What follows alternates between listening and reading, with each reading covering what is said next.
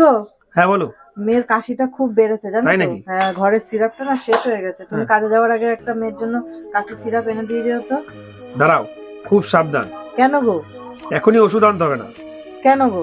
আগে আমি কি বলছি সেটা আগে শোনো ভালো করে। বলো। মেয়ের একটু কাছে হয়েছে বলে কি আমরা জেনে শুনে ওকে বিষ খাইয়ে দেবো? কেন গো, এমন কেন বলছো? তোমাকে একটু কাশির সিরাপ আনতে বললাম, তুমি এরকম করছো কেন? কারণ বর্তমানে পরিস্থিতি খুবই খারাপ। দেখো, ল্যাব রিপোর্টে ধরা পড়েছে বাজারে থাকা কিছু কাজের সিরাপের মধ্যে বিষাক্ত কেমিক্যাল পাওয়া গেছে, বুঝতে পারলে? তাই? যেমন ডাই ইথিলিন গ্লাইকল আর ইথিলিন গ্লাইকল, যা বাচ্চার কিডনি নিমেষে নষ্ট করে দিতে পারে, বুঝতে পারলে?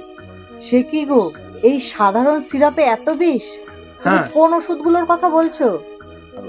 সবাই নামগুলো ভালো করে মনে রাখবেন। এক হচ্ছে কোল্ডিপ, দুই হচ্ছে রিলাইফ, আর 3 নম্বর হচ্ছে রেস্ট্রাই ফ্রেশ। এই তিনটেই কিন্তু সিরাপ বাচ্চাদের জন্য প্রচুর ক্ষতিকারক। তাই এই ওষুধ খাই কিন্তু অনেক জায়গায় বাচ্চাদের আরো বেশি ক্ষতি হয়ে গেছে। শুধু আমাদের বাচ্চা নয়, প্রত্যেক বাবা মাদেরই বলছি বাচ্চাদের জীবন নিয়ে ঝুঁকি নেবেন। ডাক্তার না দেখিয়ে কোনো প্রেসক্রিপশন ছাড়াই বাচ্চাদের জন্য কোনো সিরাপ দোকান থেকে আনবেন না। তাই আপনাদেরকে হাত জোর করে বলছি, ভিডিওটা এক্ষুনি শেয়ার করুন, কারণ আপনার একটি শেয়ার হয়তো অনেক বাচ্চার জীবন বাঁচিয়ে দিতে পারে। সবাই সচেতন হন আর আপনার সন্তানকে সুস্থ রাখুন।